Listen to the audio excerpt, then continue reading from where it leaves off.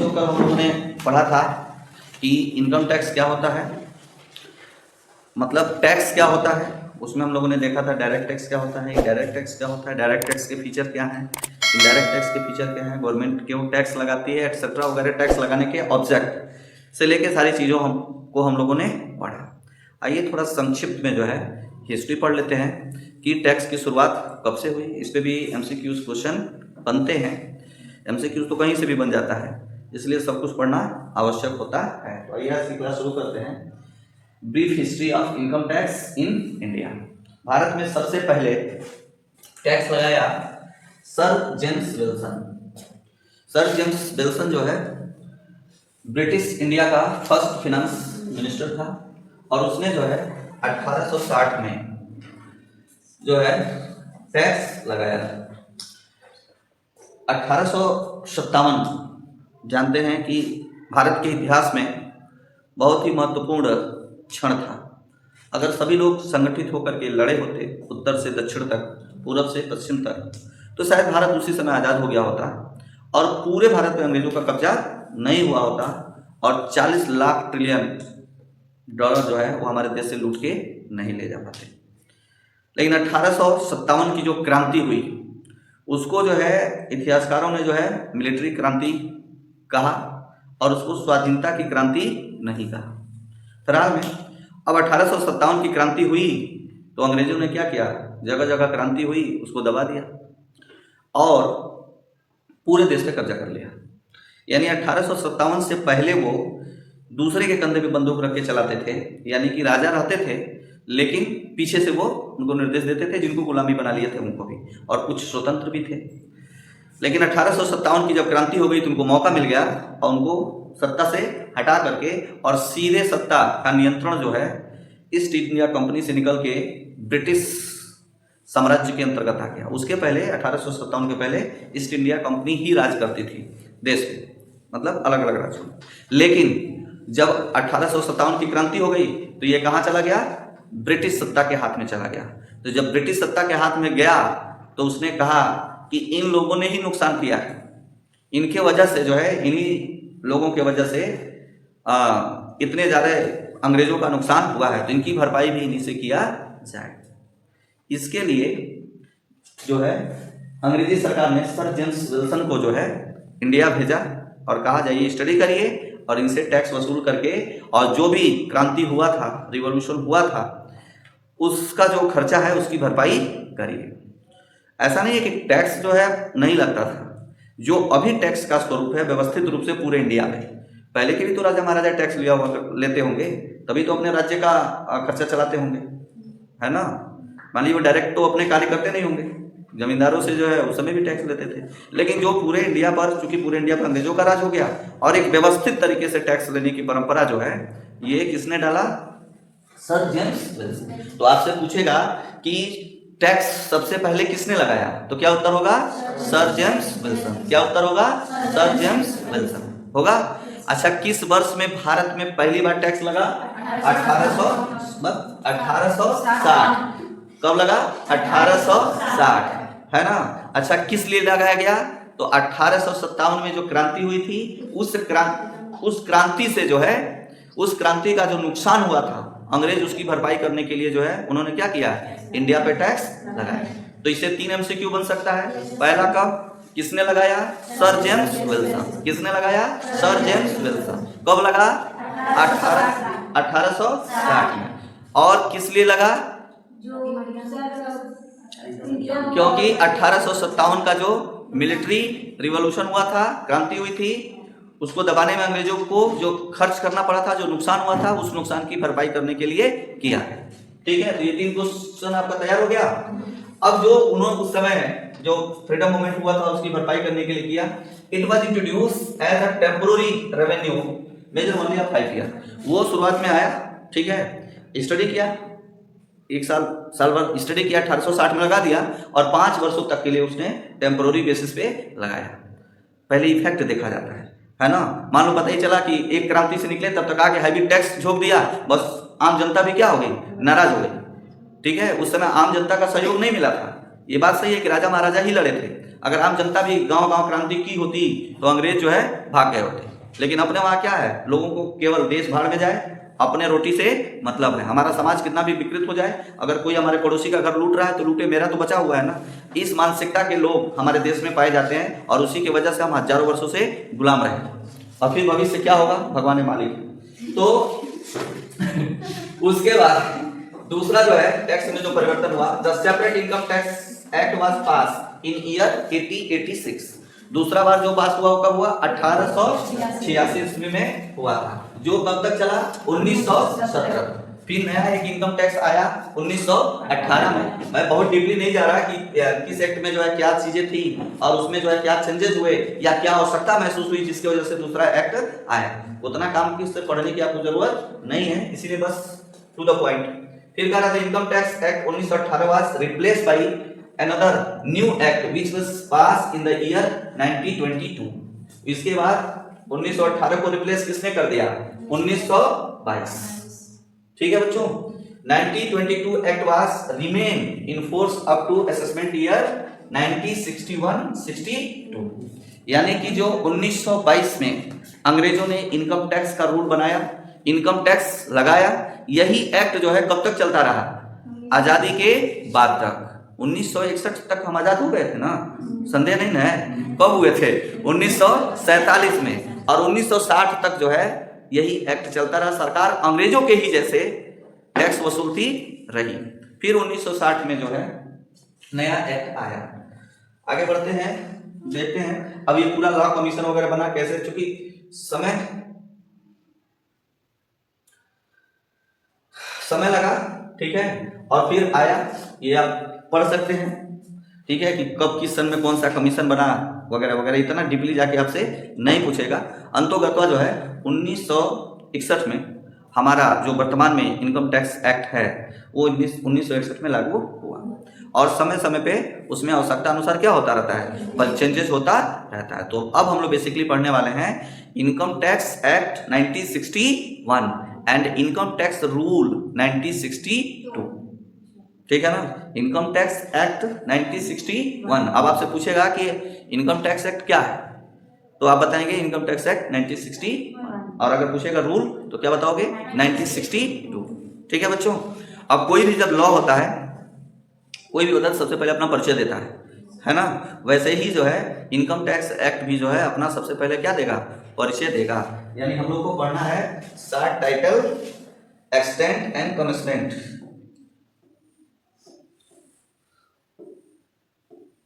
आइए देखते हैं short title, extent and commencement under section first.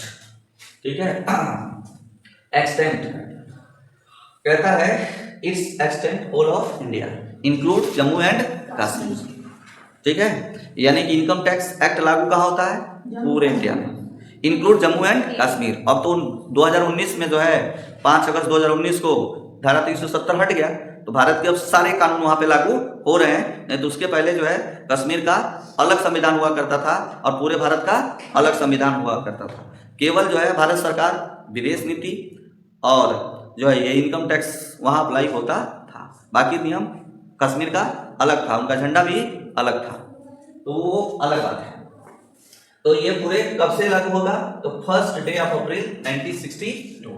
ये कहता है, पहला सेक्शन क्या कहता है, कहता है मेरा नाम income tax act 1961, I am income tax act 1961 extend whole of India include Jammu and Kashmir and commencement 1 April 1962। पहला सेक्शन अपना परिचय देते हुए बताता है मेरा नाम इनकम टैक्स एक्ट 1961 है, ठीक है, और मैं पूरे भारत में पाया जाऊंगा, है ना, कहीं भी जाओगे हमें ही पाओगे, तो पूरे भारत में पाया जाऊंगा। और कब से, तो 1 अप्रैल 1962। अब यहाँ क्वेश्चन ये बनेगा कि इनकम टैक्स एक्ट का नाम क्या है, तो इनकम टैक्स एक्ट 1961 क्या नाम है, 1961। कब से ये कमेंसमेंट हुआ, लागू कब से हुआ, 1 अप्रैल 1962। इतनी बातें याद हो गई। आगे बढ़ते हैं। फिर लिखा है फाइनेंस बिल। ठीक है, फाइनेंस बिल क्या होता है, जैसा मैंने आपको लास्ट क्लास में बताया था कि इनकम टैक्स का रेट कौन तय करता है? सेंट्रल गवर्नमेंट होता है। तो किस विभाग के द्वारा होता है? फिनांस डिपार्टमेंट के द्वारा होता है। अब उसकी घोषणा कब होती है? बजट में। जब आप बजट देश में जब बजट प्रस्तुत होता है उसी समय जो है बताया जाता है कि किस रेट से इस वर्ष इनकम टैक्स लिया जाएगा। ये आप जानते हैं। तो ये फिनांस बिल के द्वारा होता है। आइए जानते हैं फिनांस बिल क्या होता है। Finance bill means a bill ordinary introduce every year to give effect to the financial proposal of the government of India for the next following financial year, include a bill to give effect to supplementary financial proposal for any period. A finance bill is a money bill as defined in articles 110 in the constitution. यानी कि भारतीय संविधान में जो है article 110 में इसको परिभाषित किया गया है। यानी फिनांस बिल जो होता है उसी को हम मनी बिल भी कहते हैं। फिनांस बिल के द्वारा ही जो है सरकार को बताया जाता है कि आने वाले आगामी वर्ष में आप किस दर से जो है टैक्स की वसूली करो। ठीक है। क्वेश्चन बन जाता है कि इनकम टैक्स का रेट तो कौन तय करता है? तो ऑप्शन दे देगा CBDT, central government, finance bill, है ना। ऐसे करके ऑप्शन आपको मिलेगा। लिखा है the proposal of government for levy a new tax modification of the existing tax structure. कह रहा है कि जो ये इसमें गवर्नमेंट को प्रपोजल दिया जाता है कि जो मौजूदा टैक्स स्ट्रक्चर है उसमें क्या मॉडिफिकेशन करना है, किस तरह का परिवर्तन करना है। फिर लिखा है existing tax structure beyond the period of approved by parliament or submitted to parliament through this bill. कह रहा है कि जो फिनांस बिल बनाया जाता है उसको जो है पार्लियामेंट से क्या करना पड़ता है? पास कराना पड़ता है। पार्लियामेंट में मतलब कौन कौन सा पार्लियामेंट? तो the finance bill can be introduce only in Lok Sabha. Rajya Sabha can not recommended amendment in the bill. यानी कि जो फिनांस बिल होता है उसको केवल लोकसभा में ही प्रस्तुत करने की आवश्यकता होती है। राज्यसभा में जो है ये राज्यसभा अमेंडमेंट का रिकमेंडेशन नहीं कर सकता। The bill has to pass by the parliament within 75 days of its introduction। जब इसे प्रस्तुत किया जाता है तो प्रस्तुत करने के 75 दिन के अंदर इसे पास कराना जरूरी होता है। ठीक है। तो अभी मान लीजिए 1 फरवरी को प्रस्तुत होगा। ठीक है। जब 1 फरवरी को प्रस्तुत होगा तो उससे 75 दिन के अंदर इसे पास कराना जरूरी। अगर नहीं पास हुआ ना तो सरकार गिर जाती है। ये मान लिया जाता है कि सरकार के पास बहुमत नहीं है। ठीक है। आगे बढ़े। पता नहीं कहाँ आ जाता है। लिखा है procedure for passing a money bill. Money bill का मतलब, मनी बिल का क्या नाम था? फिनांस बिल ना। ठीक है। उसी को तो मनी बिल कहा जाता है। तो यहाँ पर मनी बिल लिखा है। क्या प्रोसीजर है? A money bill can be introduce और ऑर्गेनाइज ओनली इन लोकसभा। ठीक है। फिनांस बिल कहाँ पे प्रस्तुत होता है? लोकसभा में। याद रहेगा कहाँ पे प्रस्तुत होता है? लोकसभा में, है ना। उसके बाद लिखा है कि a money bill can be introduce only prior recommendation of the president. कह रहा है कि जब ये बिल प्रस्तुत किया जाता है उससे पहले जो है प्रेसिडेंट से परमिशन लेने की आवश्यकता होती है। जो देश का राष्ट्रपति होता है उससे परमिशन की आवश्यकता होती है। फिर लिखा है a money bill can be government bill. आप मनी बिल को गवर्नमेंट बिल कह सकते हैं। ठीक है। फिर लिखा है, कोई छूट गया क्या? ये तीसरा छूट गया। Lok Sabha speaker will decided whether it is a money bill और नॉट। कह रहा है लोकसभा का जो स्पीकर होता है वो ये डिसाइड करता है कि इसे मनी बिल माना जाए कि ना माना जाए। His decision is final. उसका जो डिसीजन होगा वो क्या होगा? फाइनल होगा। No one is challenging his decision. उसके डिसीजन को कोई चैलेंज नहीं कर सकता है जो लोकसभा का स्पीकर होता है। फिर 5वां point, once a money bill is pass in Lok Sabha. कह रहा है कि अगर एक बार लोकसभा में क्या हो गया? पास हो गया, it is transmitted to Rajya Sabha for its consideration. Rajya Sabha can neither reject और अमेंड द मनी बिल। कह रहा है एक बार जब ये लोकसभा में पास हो गया इसके बाद अदर कंसिडरेशन के लिए इसे हम राज्यसभा में भेजते हैं। राज्यसभा जो है इसमें चाहे तो क्या कर सकता है? कह रहा है कि Rajya Sabha can neither reject nor amend of the money bill. खाली परमिशन लेना होता है, ना तो राज्यसभा में इसमें कोई परिवर्तन कर सकते हैं और ना ही इसे चेंज कर सकते हैं, ना इसे रोक सकते हैं। कह रहे इट मेक ओनली रिकमेंडेशन, ये केवल किसके लिए है? रिकमेंडेशन के लिए है, परमिशन के लिए है। And has to return a bill with और without recommendation to Lok Sabha in 14 days. और जब बिल राज्यसभा में जाएगा तो मन करे तो परमिशन दो और मन करे तो परमिशन ना दो, 14 दिन के अंदर तुम्हें बिल क्या करना पड़ेगा? वापस करना पड़ेगा। ठीक है बच्चों। फिर 6 पॉइंट लिखा है the Lok Sabha may not accept the recommendation of Rajya Sabha. अगर मान लीजिए राज्यसभा ने कोई रिकमेंडेशन दिया तो ये लोकसभा की ऊपर निर्भर करता है कि उस रिकमेंडेशन को वो क्या करे, एक्सेप्ट करे या ना करे। The return bill is consider pass in the both house, यानी लोकसभा राज्यसभा दोनों में पास हो जाता है। If Rajya Sabha does not even return the bill in 14 days, अगर राज्यसभा 14 दिन के अंदर बिल वापस नहीं करता, it is consider pass in the both house, तो मान लिया जाता है कि वो क्या हो गया? पास हो गया, है ना। तुम दो तब भी ठीक, ना दो तब भी ठीक, मान लिया जाएगा कि ये बिल क्या हो गया? पास हो गया। कह रहा है the bill has been pass by the parliament within 75 days of its introduction. कह रहा है कि जो पार्लियामेंट के द्वारा बिल पास होगा उसे 75 दिन के अंदर क्या करना पड़ेगा? जो है इंट्रोडक्शन उसका करना पड़ेगा। ठीक है बच्चों, तो आपके समझ में आया पहला सेक्शन। ठीक है कि पहले सेक्शन में ये बताया गया कि इनकम टैक्स एक्ट का नाम जो है इनकम टैक्स एक्ट 1961 है। ये 1 अप्रैल 1962 से लागू होगा और उसे कहा जाता है इनकम टैक्स रूल 1962, उसे बोला जाता है इनकम टैक्स रूल 1962। ठीक है, पूरे भारत में समान रूप से लागू होगा, अलग अलग राज्यों में अलग अलग तरीके से लागू नहीं होता। अब कोई भी राज्य जो है इनकम टैक्स को लागू करने से मना नहीं कर सकता, चाहे वो जम्मू कश्मीर हो, सिक्किम हो या अरुणाचल प्रदेश। ठीक है, कोई भी राज्य इसको मनाही नहीं कर सकता है।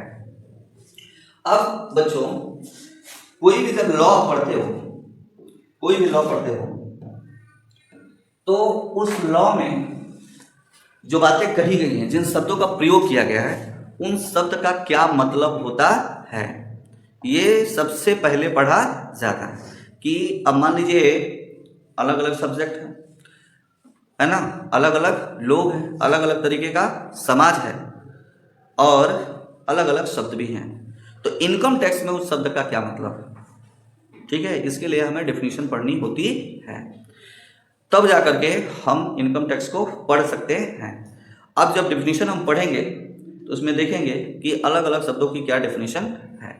बिना डेफिनेशन जाने आप वास्तव में समझ नहीं पाओ। जैसे अभी मान लो सपोज दैट कि पर्सन है, अब पर्सन को अंग्रेजी में तो पर्सन बोलते हैं, हिंदी में क्या बोलते हैं? व्यक्ति बोलते हैं। तो यहाँ व्यक्ति का क्या मतलब है ना।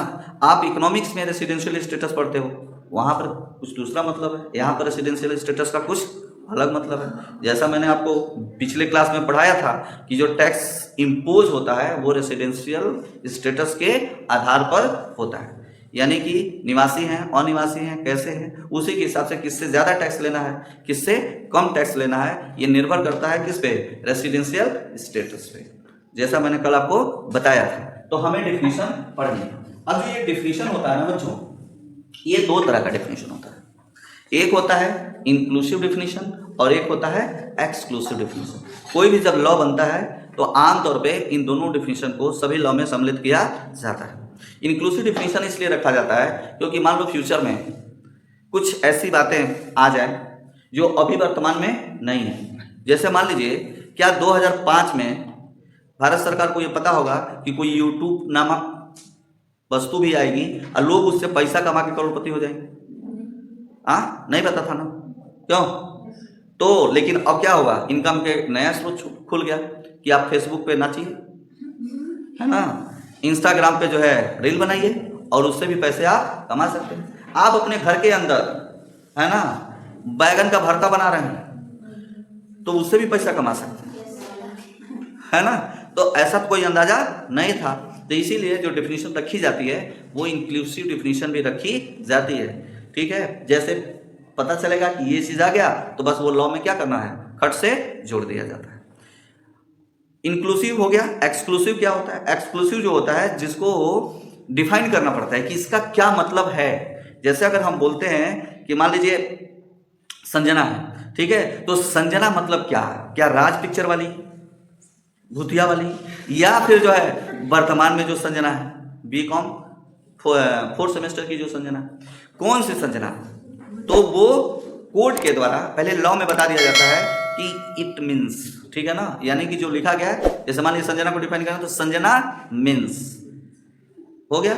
अब समय समय परिस्थिति में जो है आमतौर पे ये होता है कि जो इस तरह की मीनिंग होती है इसमें कोर्ट हस्तक्षेप नहीं करता है, लेकिन अगर बदली हुई परिस्थितियों में उसको लगता है तो सुप्रीम कोर्ट, हाई कोर्ट क्या करता है, उसे डिफाइन करता है। ठीक है बच्चों, और फिर वो डिफाइन कर देता है तो उसका अर्थ जो है बदल जाता है। तो आप पढ़ते समय कैसे जानोगे कौन सा इंक्लूसिव है कौन सा एक्सक्लूसिव, तो जहां मीन्स लिखा हो, ठीक है, लिखा हो पर्सन मीन्स या इनकम मीन्स ऐसे लिखा हो तो वो क्या माना जाएगा, एक्सक्लूसिव। और जहां इंक्लूसिव होगा वहां लिखा होगा इनकम इंक्लूड, है ना, कि इसमें ये चीजें सम्मिलित की जाती हैं। पहला जो लिखा हुआ है इसमें under section 2 and 3 of the income tax 1961 definition of important term are given, यानी सेक्शन 2 से 3 तक जो है जो महत्वपूर्ण टर्म है उनको डिफाइन किया गया है। सबसे पहले है ग्रास टोटल इनकम, यहाँ पर जो है ग्रास टोटल इनकम के बारे में बताया गया है। ग्रास टोटल इनकम का मतलब है कि income of a person is computed under the following 5 head, यानी कि इनकम को जो है जो कोई एसएससी है करदाता है उसके समस्त इनकम को केवल 5 हेड में बांट करके कैलकुलेट किया जाता है। आप किसी भी तरह का इनकम जनरेट करिए वो इन्हीं 5 में से किन्हीं में आएगा। वैसे भी आमतौर पे व्यक्ति कैसे कमाता है, या तो नौकरी करता है या तो बिजनेस करता है, और नहीं नौकरी कर रहा है नहीं बिजनेस कर रहा है तो जमीन जायदाद बेचता है, बीवी का झुमका नथिया बेचता है, क्यों बेटा, है ना, तो ये करता है। इसके अलावा मान लीजिए अगर उसे और भी इनकम कमाना है तो हमारे जैसे मास्टर भी बन सकता है, प्रोफेशन में आ सकता है ना, जैसे सीए चार्टर्ड अकाउंटेंट होते हैं, वकील होते हैं, डॉक्टर होते हैं, ये लोग प्रोफेशनल बने जाते हैं, तो ऐसे भी पैसे कमा सकते हैं। और भी पैसा कमाने का माध्यम क्या है कि मान लीजिए ना नौकरी है ना बिजनेस है ना, तो हम क्या करते हैं, बैंक में पैसा डिपॉजिट करके इंटरेस्ट कमा सकते हैं, शेयर मार्केट में पैसा लगा सकते हैं, जुआ खेल सकते हैं, ये सब है कि नहीं है। तो आप किसी भी प्रकार का इनकम अगर जनरेट करते हो तो इन्हीं 5 हेड में आएगा। ठीक है, अब वो कौन कौन सा हेड होता है, तो इनकम फ्रॉम सैलरी, ठीक है, सैलरी की इनकम होती है, यानी कि सबसे अपने देश में नौकर बनने के लिए तो सब लोग पढ़ते हैं, है ना, क्या बनने के लिए, नौकर बनने के लिए पढ़ते हैं, इसलिए सबसे पहला निगाह किस पे होती है, सैलरी पे होती है। तो ये आपका जो सैलरी इनकम होता है ये हम लोग पढ़ेंगे अंडर सेक्शन 15 से 17 2 तक, यानी कि अंडर सेक्शन 15 से लेके 72 तक जो है हम लोग पढ़ते हैं किसके बारे में, सैलरी। उसके बाद इनकम फ्रॉम हाउस प्रॉपर्टी, ये हम पढ़ते हैं अंडर सेक्शन 22 से लेके 28 तक। ठीक है, अब बीच में आपको लगे कुछ सेक्शन नहीं है, गायब कहाँ हो गए, तो वो हटा दिया गया है, क्योंकि आवश्यकता अनुसार जब जिसकी जरूरत नहीं पड़ती है उसमें क्या करते हैं, हटा दिया जाता है। अब ये उसके ये 27 तक आता है, ठीक है, 27 तक। उसके बाद होता है बिजनेस प्रोफेशन, ये अंडर सेक्शन 28 से लेकर के और 44 तक जो है ये हम पढ़ेंगे किसके बारे में, income from business and profession. ठीक है, income from business and profession.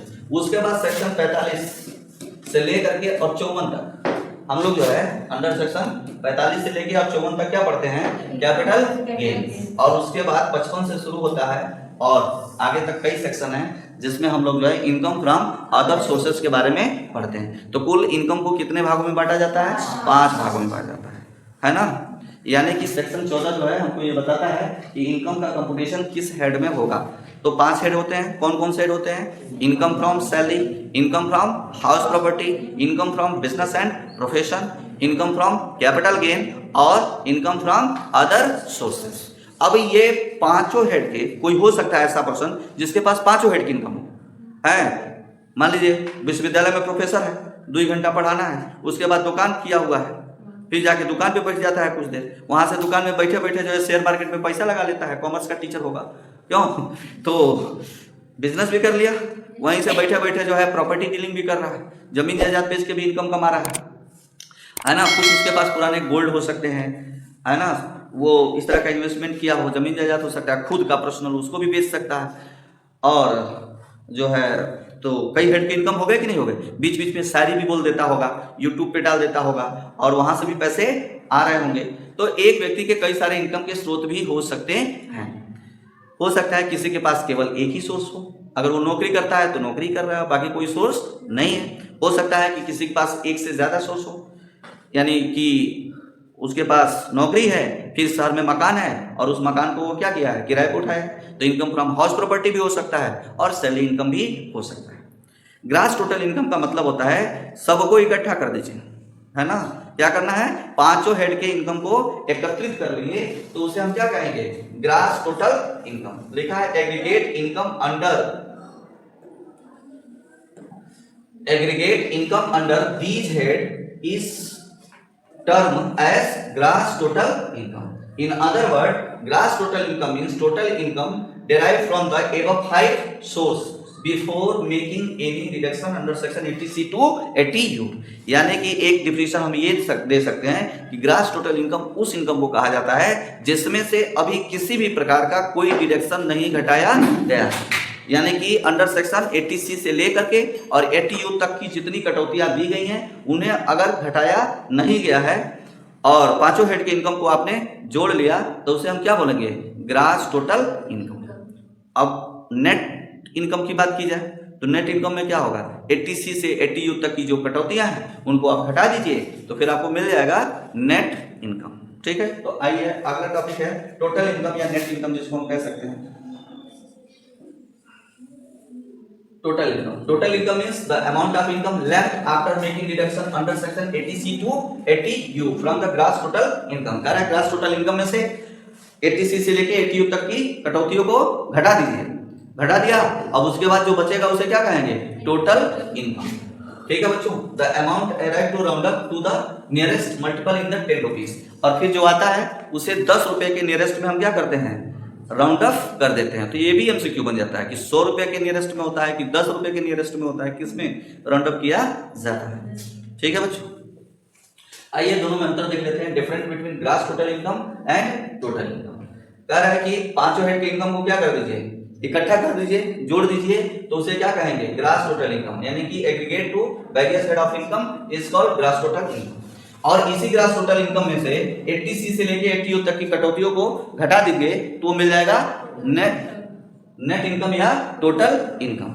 ठीक है बच्चों, फिर है दूसरा point, grass total income is not round of. Grass total income को राउंड ऑफ नहीं किया जाता, लेकिन टोटल इनकम को क्या किया जाता है, राउंड ऑफ किया जाता है। कितने रुपए के नियरेस्ट, मनीषा कितने रुपए के नियरेस्ट किया जाता है, 10 रुपए के नियरेस्ट किया जाता है। फिर है tax is not levied on the grass total income. यानी कि ग्रास टोटल इनकम पे कोई टैक्स नहीं लगाया जाता है क्योंकि अभी उसमें से डिडक्शन वगैरह घटाना होता है। फिर लिखा है tax levy on the total income at a prescribe rate. और जो नेट इनकम आता है या टोटल इनकम आता है उस पे उस वर्ष का जो प्रिस्क्राइब रेट होता है उस रेट पे टैक्स चार्ज किया जाता है या टैक्स कैलकुलेट किया जाता है।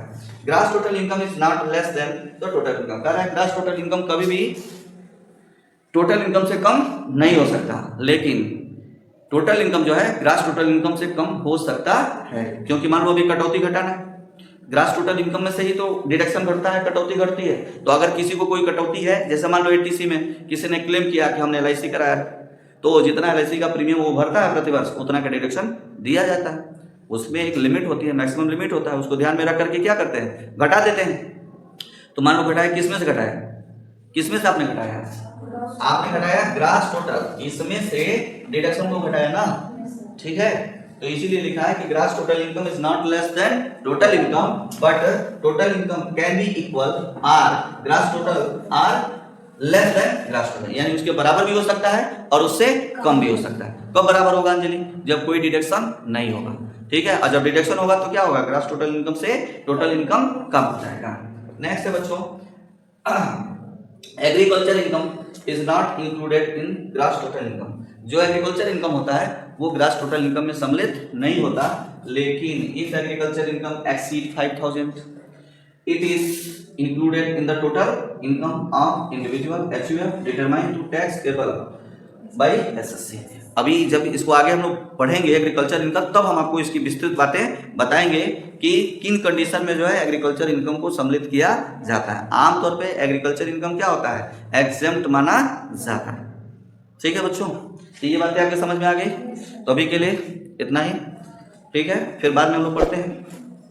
ये बात समझ में आ गई होगी। तो अब अगर आपको समझ में आ रहा है, अगर लग रहा है, तो कंटिन्यू हम आपको इनकम टैक्स के सारे टॉपिक पढ़ाएंगे।